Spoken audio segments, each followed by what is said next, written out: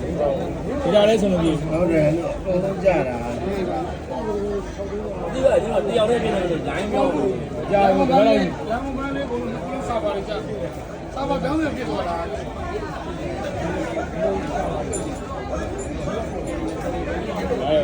ီပိုင်းတော့မသုံးတော့ဘူးဟိုဒီကမှဒီပေါ့ပုံလုံးပဲလို့ပြော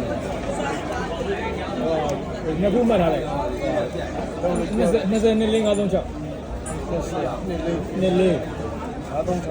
536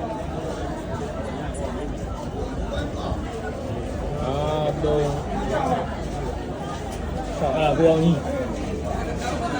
ကိုအောင်ကြီးလက်ကောက်နောက်တစ်လုံးမှလည်းနှလုံးမှလည်းဟိုနာမည်မှမလားကို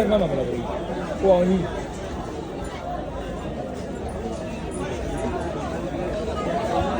အောက်ကခွန်ကားလေးလေး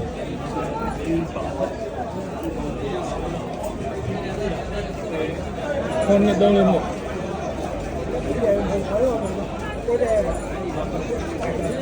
ကိုဖြိုးတယ်